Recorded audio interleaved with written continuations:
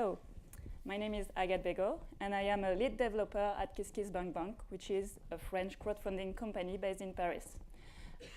Today I'll discuss with you about mentoring and what it is about in my mentor's eyes. A part of my job, I was also the co-founder of an organization called Women on Rails with Sonia Prévost and Lisa Durand during 3 years. We created it after a global event called Rails Girls, after noticing the difficulty for women to find a caring environment to talk and learn about development. But what the hell is Women on Rails? It's an organization who aims to promote diversity in the professional environment of IT by offering women trainings, community, and visibility through workshops. And who took part of it? Especially learners were always women and people growing out of the visible majority of the tech environment. And how was it going? We have experienced different formats, such as mixed mentors compared to only women mentors, or every week compared to every month. I'm gonna talk about some questions made during these last years, like what is mentoring in a tech environment? Why mentoring? How to mentor? When to mentor? And where to mentor? Let's talk about the first main question. What is being a mentor? According to Wikipedia, it's an experienced, caring, wise advisor which we fully trust. According to my experience, it's more someone who supports learning by sharing its knowledge and its network with kindness. Okay, being a mentor seems cool on the paper. But what did that bring to me? Let's see the perks of it. First of all, being a mentor helped me to consolidate my basic knowledge, because explaining to people made me understand deeply concepts as I had to adapt and never explain the same way. Concretely, it helps me gain confidence in my skills. Second point, mentoring helps me progress. A learner will ask things about knowledge you don't have and will need to learn. For instance, I had the opportunity to help someone who wanted to apply to Algolia.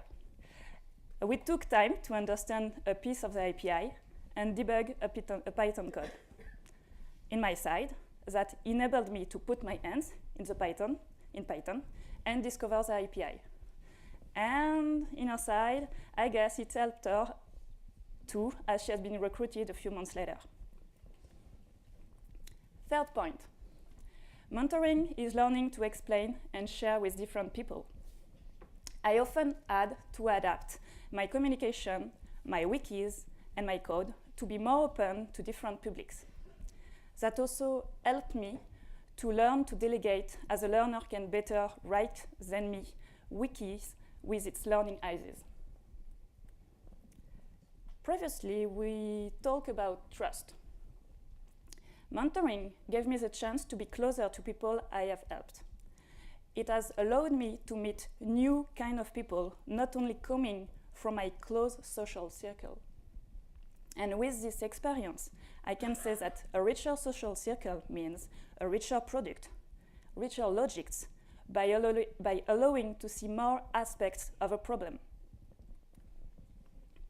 In the same line, but more generally, mentoring people helps to enrich the community diversity. On my side, that improved the quality of the common ID in the teams where I was and increased the number of new colleagues. And last but not least, mentoring gives another sense to the work. It puts back the human in the heart of the professional environment. For instance, I've been able to help people who wanted to apply for a new job, people who wanted to reorient to a more tech position, and even people who came back from a long sick leave and needed to regain confidence. So mentoring seems to be more and more cool and fun and rewarding. But now that I may have convinced some of you, how can you start the journey? Let's give you some tips. The most important thing is being patient. When mentoring someone, we have to keep in mind that this person does not have the same background as we have. They will need time to learn. So be patient, be gentle, and do not get frustrated if someone does not get the point. Be also sure to be available while leaving the learner time to learn. Learner needs also to be autonomous to ask questions and to learn. So the big issue is to keep in mind the final goal. Mentee wants to learn and being autonomous. As a mentor, I try to never touch the keyboard of someone else and try to avoid showing only things people will copy automatically. By the way, there is a nice quote from Benjamin Franklin about this. Tell me and I forget. Teach me and I may remember. Involve me and I learn. Keep this in mind. Same logic here. Instead of doing lectures, it is better to listen and exchange with people. As a mentor, I like to ask questions. So I can ask questions to make people understand a mistake or orient them to a solution they will find by themselves, instead of telling them directly the solution. During the workshop we had with different publics, it happens that the explanation given to a subject was not convincing, was not working. So in this case, it is cool to find another way to say it, to explain it. And sometimes, when learning, people lose motivation or hope. So as a mentor, do not hesitate to recall the progress made to fuel the desire to learn. And in the same line, prefer noticing skills instead of always pointing flaws. Well, we have seen that what is and how being a mentor. Now, I will share with you some tools we use during the workshops of Women on Rails and at work to create an environment conducive to mentoring. We have set up, for instance, code reviews, which aims to review someone else's code, which helps to discover new ways to program and improve code quality. We also have set up some retrospectives to help understand what have been good, what we could change. We also did some pair programming, which is where two developers work using only one machine. It's an effective way to share knowledge and improve communication. We did as well code sessions, which helps to focus and open the possibility of the questions. And we finally did some workshops to work together and learn about a common topic. In my mind, I also keep the idea to continue learning, to give references and understand learning problematics. In a word, I still consider myself as a learner. To do this, I can follow some new tutorials, try to help on an existing project I like, launch a project if I have an idea, whenever the project is, or wherever the project is, do day-long practice events called code retreats, and also do katas. Katas, it's exercise in programming, which helps improve skills through practice and repetitions. So, next question is, where to mentor?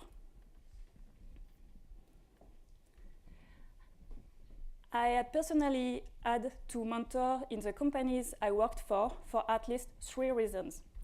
For junior onboarding, to avoid them being lost when starting, to enforce a team and integrate different profiles and skills, even if they are technical or for the business.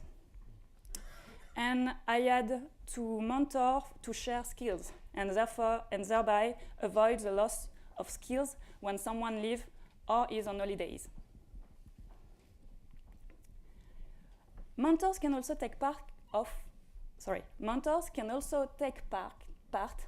workshops. I think it's time to drink a bit. Mentors can also, as I said, take part of workshops, such as workshops for minorities to diversify the tech community. There are, by the way, a lot of dedicated meetups to help diversity in the tech community, such as Rails Girls, Ladies of Code, Duchess, and coding dojos, for instance. And we can do workshops for non-techs as well to help them better communicate with tech teams. Everyone can also be mentor online to participate even from apart. There are some tools like Slacks, forums, and learning platforms. About learning platforms, you have, for instance, exercise.io for development. There is even a hashtag for that on Twitter called Mentoring Monday. That helps to avoid mainly ethnocentrism. What is ethnocentrism? It is seeing the world and its diversity through the privileged prism of excluding ideas, interests, and archetypes of your origin community without any constructive and critical look. In a word, being mentor helps being able to understand and to place yourself in someone else's shoes who does not have the same knowledge, background, and life as you. So, we come to the last big question: when to mentor? Guess what? There is no good time to begin. It is whenever and in any level. Don't wait to be a senior to someone else's eyes. You can be mentor whenever in your career. My co-founder, for instance, were reorienting when they began to mentor people. As we learn in your work, we have always more experience than someone else in something. That's all for me. This talk is freely inspired from a talk from Sonia Prévost, my co-founder, and I hope this talk would have given you the wish to begin mentoring. Thank you very much for listening.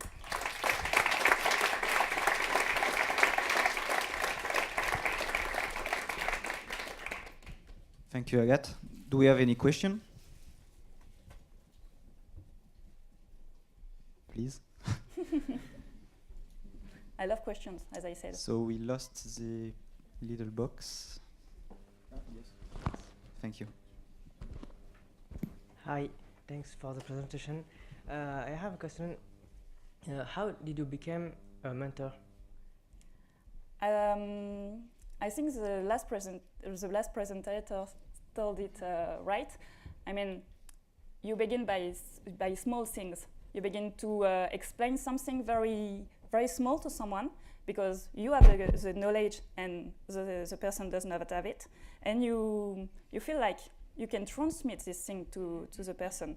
And after you try to begin with a bigger concept, or you continue with maybe a presentation, a talk, or after that you can organize a workshop, a small workshop in your company to try to transmit something to your colleagues. It's like that. It's a train you can continue to follow. Since when you can tell yourself that you are a mentor? Or is it a job position? In my mind, everybody is a mentor, so it's quite complicated to explain. But I may say that it's since I think about this that I have been a mentor. Okay, thanks.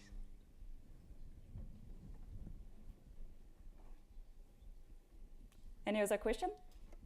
Yeah, very far. Ooh la la.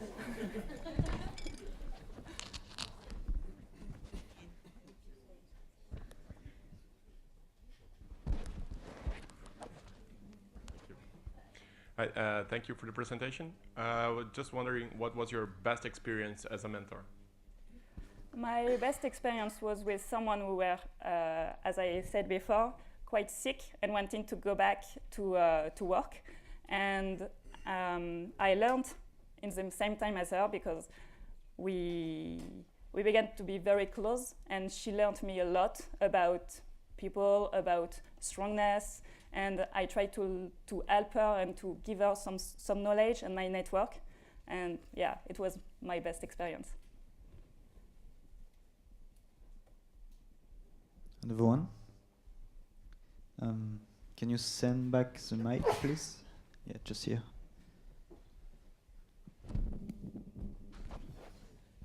Yes, hi. Two questions. Yeah. The example that you've exhibited was about coding. So do you see mentoring more about hard skills like coding, or could it apply to soft skills? So, and second question is, do you see the mentorship as a transient and limited time during the limited time, and hence do you keep in touch with the people that you mentored, let's say 3 years, 4 years later? Yes, of course, mentoring can be applied to any domain, even if it's not tech, even if it's not hard technology, because it's being human, in fact. Also, I try to keep in touch with all the persons I have mentored. If it's working, it's cool. If it's not a big issue, because I have given them things, and they also have given me things, and life is life, so we continue. But yeah, definitely when I am close to someone, I try to keep in touch very far. Thank you, Agathe. So we need to move to the next presentation. Thank you very much.